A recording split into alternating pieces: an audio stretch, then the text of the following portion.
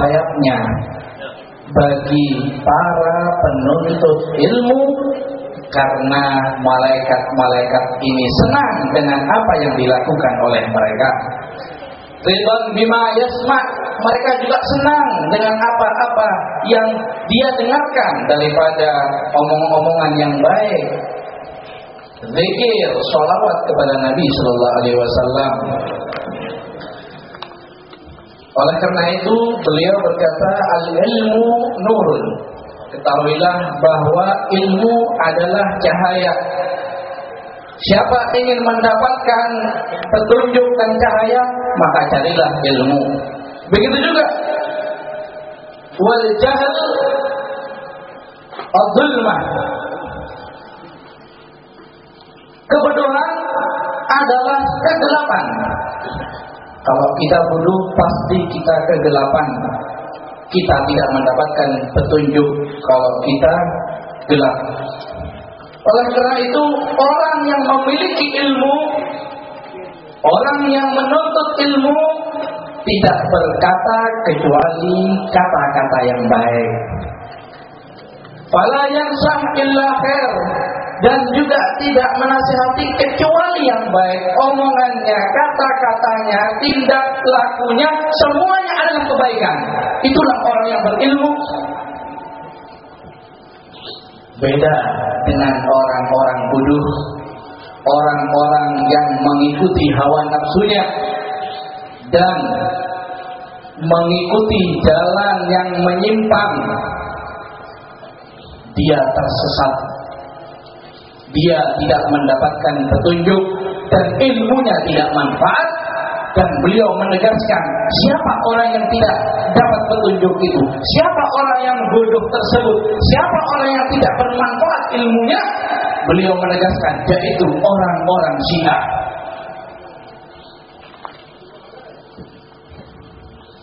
Ini contoh ulama yang tegas kita saksikan sekarang.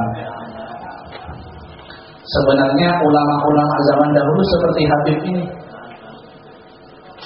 ulama-ulama yang amilin seperti Habib ini. Kalau ada Habib yang nggak mau ngomong Syiah, ya itu Habib kena fulus ya. Ablaijin namanya ya.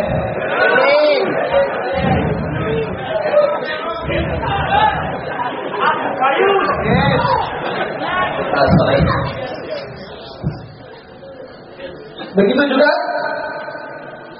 orang-orang yang tidak mendapatkan petunjuk dan menyimpang, janganlah kita ikuti, karena mereka jelas yaitu orang-orang Syiah. Mereka itu adalah orang yang rusak akidahnya. Kalau mesinnya mobil rusak, enak ya, bisa diservis. Kalau sudah akidahnya rusak, repot. Mereka ini rusak akidahnya. Mereka juga punya dalil-dalil yang tidak kuat. Apalagi mereka memiliki ajaran-ajaran yang menyimpang, ajaran-ajaran yang tidak senonoh, ajaran-ajaran yang menjijikkan, seperti mut'ah. Mut'ah itu kawin kontrak. Taqiyah. Taqiyah itu berbohong, menipu. Itu semua mut'ah, taqiyah bukan daripada syariat Islam, bukan daripada ajaran Nabi Sallallahu Alaihi Wasallam. Sayyidina Umar bin Khattab pernah berkata, "Man atal mut'ah." Siapa orang yang melakukan mut'ah, aqamtu alaihi had. Orang tersebut akan kukenai had, akan kuhukum dengan hukum Allah. Jadi orang mut'ah sama saja dengan zina. Mut'ah zina, zina juga mut'ah. Imam Ja'far Shadiq juga pernah berkata seperti itu juga ya.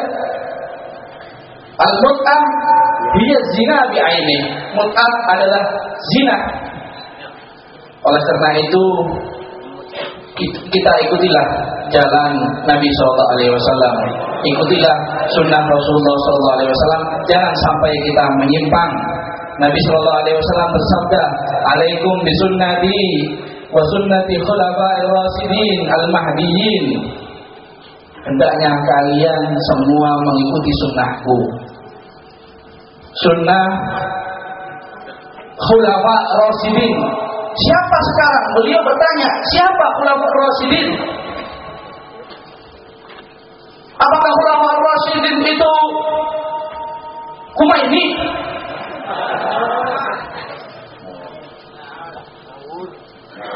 Apakah khulafa rasyidin yang tebal itu?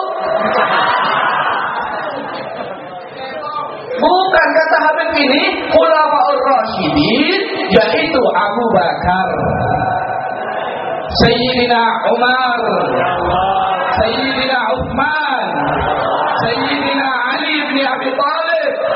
Itulah khulafa rasyidin yang harus kita pegangi, yang harus kita ikuti, yang harus kita teladani dan jalan mereka. Tapi anehnya kata beliau, sekarang ada golongan-golongan yang menghina Abu Bakar, menghina sahabat Umar, mereka menghina Sayyidina Uthman dan menghina Sayyidina Abu Bakar dan Umar dan Uthman. Nabi tidak berwasiat masalah khilafah. Tidak pernah Nabi berwasiat yang akan menjadi khalifah setelahku adalah fulan atau fulan, tidak. Tetapi yang memilih khilafah adalah pilihan sahabat Nabi SAW. Para sahabat setelah Nabi wafat, mereka berkumpul bermusyawarah. Di antara mereka adalah al-asyarah al-mubasysyirin bil jannah. Ada 10 sahabat yang mendapatkan kabar gembira akan masuk surga, dijamin masuk surga. Yang memilih Abu Bakar menjadi khalifah adalah 10 sahabat yang dijamin masuk surga. Masa dijamin masuk surga? Salah pilih. Kalau sampean mungkin salah coblos. Ini orang-orang yang dijamin masuk surga, masa salah pilih? Mereka memilih siapakah yang pantas menjadi khalifah setelah Rasulullah.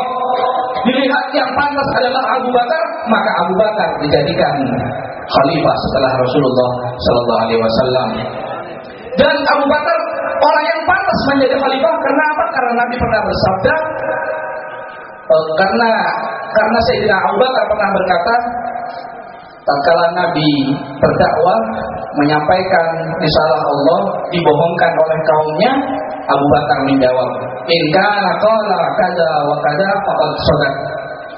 Kalau Nabi Muhammad berkata tentang ini, tentang itu, walaupun beliau berkata apapun, beliau jujur, beliau benar. Segala yang disampaikan Rasulullah dibenarkan oleh Abu Bakar. Makanya beliau fasummiya Siddiq, makanya dinamakan Abu Bakar As-Siddiq. Kenapa? Karena beliau selalu membenarkan Rasulullah SAW. Dalam suatu hadis juga disebut, "Lau wuzina iman Abi Bakar bi imanil alam la rajiha." Al-hadis Abu Bakar. Kalau seandainya imannya sahabat Abu Bakar ini ditimbang dengan imannya orang sedunia, iman Abu Bakar ditimbang dengan imannya orang sedunia, maka niscaya imannya Abu Bakar lebih kuat, lebih menang, lebih besar.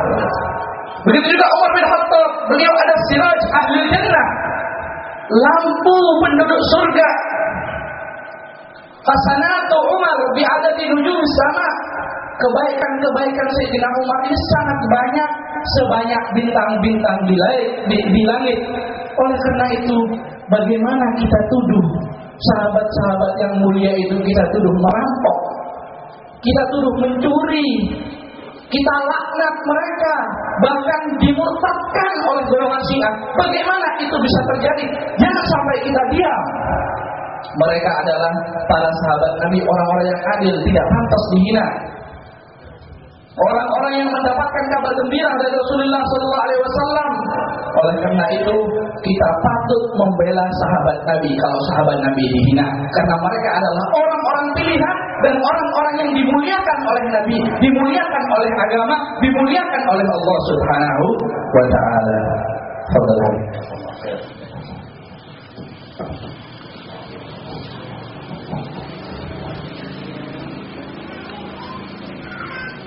هذه يعني مقتطفات عن سيرة سيدنا أبي بكر وسيدنا عمر، ولو شرحنا وبسطنا الكلام على سيرتهما وسيرة الصحابة من بعدهما لضاقت بنا الأيام والليالي، لأن فضلهم عظيم ومقامهم عالي. سيدنا عمر يقول من قال محمدا قد مات فضاعه رأسه يوم أن توفي رسول الله وانتقل إلى الرفيق الأعلى. فجاءه أبو بكر قال أمثلك يقول هذا يا عمر؟ أما قرأت قول الله تعالى وما محمد إلا رسول قد خلت من قبله الرسل أفإن مات أو قتل انقلبتم على أعقابكم ومن ينقلب على عقبيه فلن يضر الله شيئا وسيجزي الله الشاكرين. قال وحي بعد رسول الله يا أبا بكر؟ والله كأني لأول مرة أسمع هذه الآية. من هول الصدمة ومن هول الموقف على حزنا على رسول الله وعلى فقد رسول الله صلى الله عليه وسلم. أما سيدنا عثمان الإمام العظيم رضي الله تعالى عنه، وقد حفظ الله لنا هذا الكتاب بفضل فعله وجمع القرآن بعد أن كاد أن يتشتت ويتمزق من جلود الحيوانات ومن العظام ومن أوراق الشجر الذي كان مكتوب عليه. سيدنا عثمان ألهمه الله تعالى أن يجمع القرآن العظيم، وهو ذو النورين، وما سمي أحد من صحابة رسول الله بالنورين إلا عثمان. لماذا؟ لأنه تستحي منه الملائكة، ولأنه تزوج بابنتي رسول الله صلى الله عليه وسلم.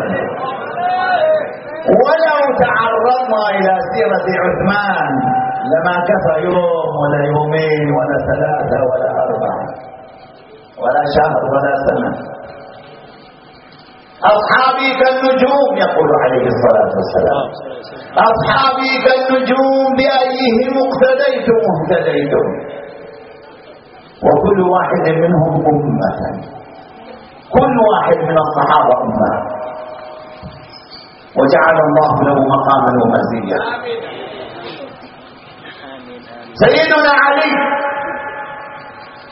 أبو الحسنين الشجاع الكرار المقدام، قال له رسول الله في يوم بئركم، قال له أما ترضى أن تكون مني بمنزلة هارون من موسى؟ وفي رواية أخرى فيما جاء في الأحاديث والسيرة حينما آخى رسول الله صلى الله عليه وسلم بين الأوس والخزرج بين المهاجرين والأنصار وسيدنا علي واقف، فنظر إليه رسول الله فقال أما ترضى أن تكون بمنزلة هارون من موسى مني؟ يعني أنت أخي، أنت أخي. صلى الله عليه وسلم يقول لسيدنا علي، وهؤلاء المفترين يفترون على علي ويفترون على فاطمة يقولون أن عليا جبانا، هم يقولون علي جبان، كيف جبان؟ فدخل عمر وضرب فاطمة وكسر لها ضلعا وعلي واقف. هل يعقل هذا؟ هل هذا يكون من زعيم هذه الأمة بعد النبي وأبو بكر هو سيدنا عمر أن يفعل هذا؟ لا والله. هذا وكذا.